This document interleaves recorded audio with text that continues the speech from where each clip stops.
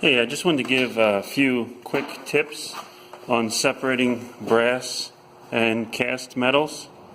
I really wasn't collecting brass, except for, I was going to use it for sculptures.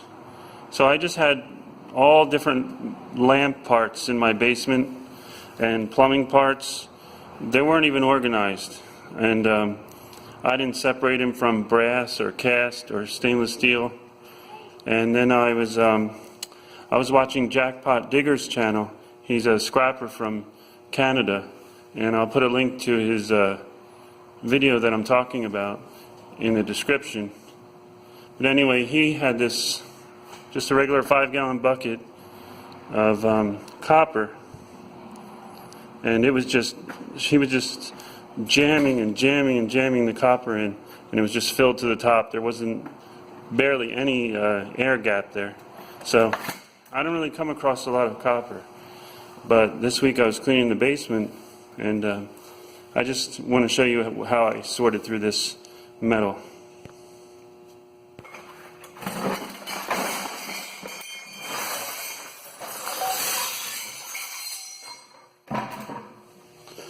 So this is all brass. I already sorted through it. And let me show you what I did. Well, first, I just went over every piece in the basement and I checked to see if a magnet would stick to it. And whatever the magnet didn't stick to, I threw it aside in a bucket. And some of it looks like brass and isn't brass. So I threw it in a bucket and then I brought it to my work. And let me show you what I did.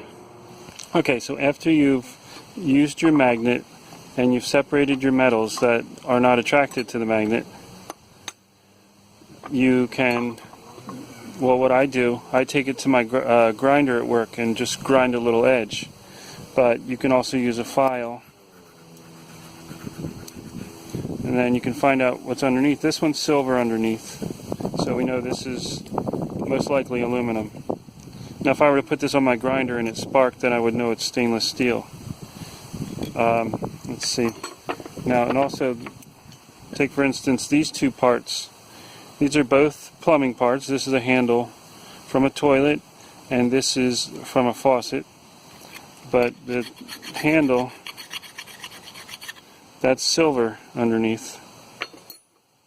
And the part of the faucet here, I grinded it already a little bit. That's got the yellowish color underneath. So we know that that's brass. Also, this is why you have to check everything, because this, I just dismissed this part as pot metal because I just didn't know any better, and I knew it didn't attract the magnet, but then when I scraped it here, it's brass underneath. So check everything. Check it with the magnet, and then check it with a grinder or a file. Because, like me, you could have had money just sitting around that you didn't even realize. Yeah, and also I just, again, wanted to make sure to say, if you find something in the trash like this, a lamp, just check every single part of it. So the magnet doesn't stick, it doesn't stick here, but it sticks here, and here it doesn't stick. So I never realized, like, why would they make this out of several types of metal, but apparently they do. So that, take apart and you can see what metal is what with the grinder. And then again here, it sticks here but not here. So take this apart and check it out too.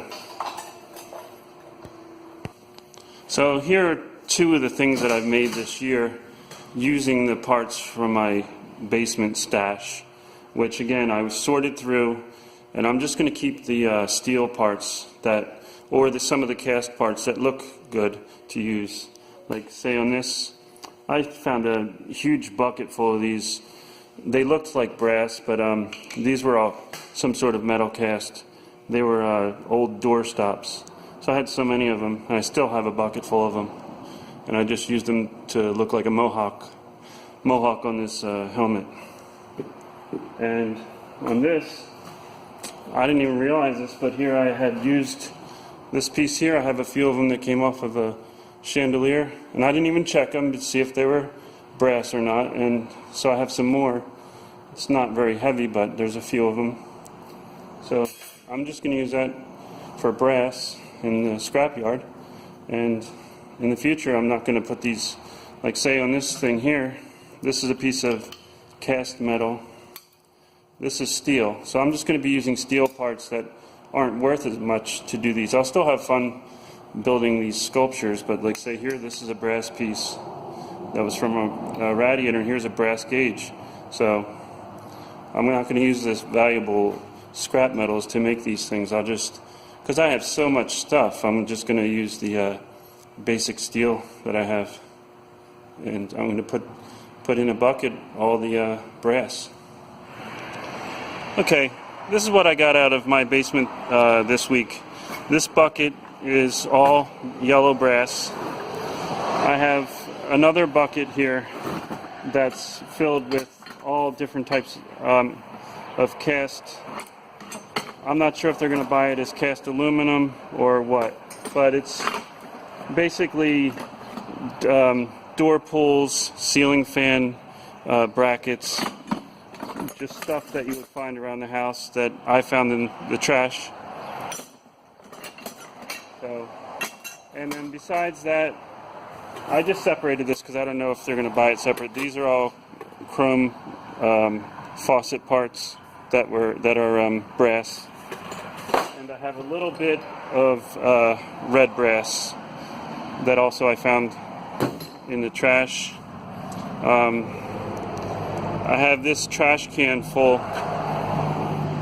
This is all metal that I had in my basement, and I have some old saws there I was saving, but I just can't keep all this stuff, and I don't know, nobody wants it. Everyone says, oh, don't throw it away, but nobody wants it. So, and then I also found this cast aluminum grill over here in the corner, and other light iron that I just have just to clean up.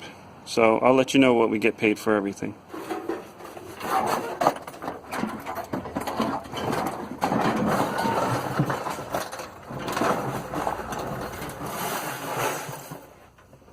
Alright, there's our total, $108.35, and plus we got to clean up the basement. The cast aluminum, I had it with the grill, and some of the stuff I had in the bucket is 48 pounds at 40 cents a pound for $19.20. Some of the cast I had was die cast, so some of the decorative stuff I'm going to hold on to. The rest they told me just to throw in the shred. The light, we had 420 pounds, and I got $26 for that. And brass, 37 pounds at $1.70 per pound for $62.90. So that's all going towards saving for a family trip, and just putting it away. And please like and subscribe, and any tips on scrapping, please leave it in the comments. Thanks.